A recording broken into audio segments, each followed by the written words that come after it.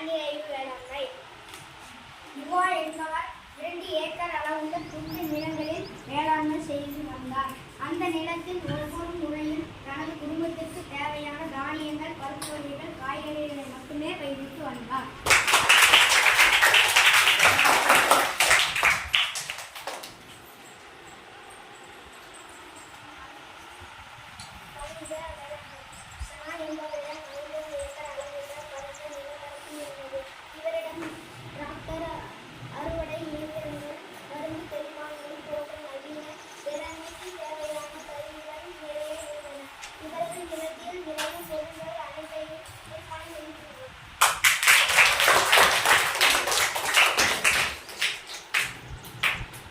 தோட்ட வேளாண்மை.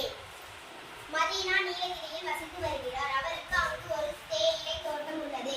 அங்கு நிறைய தோட்ட தொழிலாளர்கள் பணிபுரிந்து வருகின்றனர். தோட்டத்தில் விளையும் தேயிலையை அரைத்து டீத்தூள் தயாரித்து விற்பனை செய்து வந்தார்.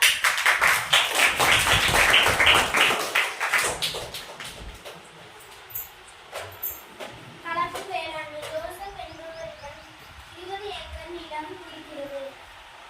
அந்த நிலத்தில் வேளாண்மை செய்து வருகிறார். மேலும் அவர் 100 ஆடுகளையும் 75 மாடுகளையும் அந்த நிலத்திலே வளர்த்து வந்தார்.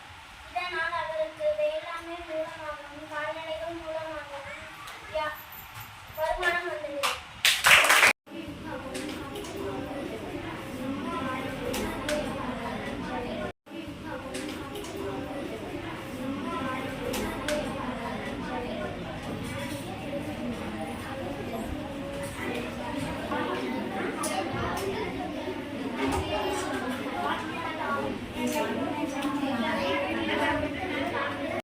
தமிழ்நாட்டில் உள்ள முக்கிய பயிர்கள்: உணவு பயிர்கள் சோளம், நெல், கம்பு, மக்காச்சோளம். தமிழ்நாட்டில் உள்ள முக்கிய பழங்கள்: பழப்பயிர்கள் மாம்பழம், வாழைப்பழம்.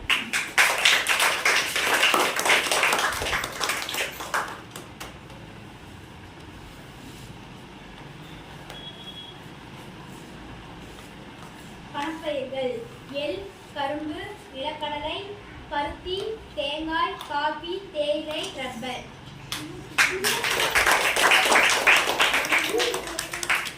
தமிழ்நாட்டில் உள்ள முக்கிய உணவு பயிர்கள்: பருப்பு பயிறு வகைகள்: உளுந்து, கேழ்வரகு, கொள்ளுப்பயிறு, பச்சை பயிறு.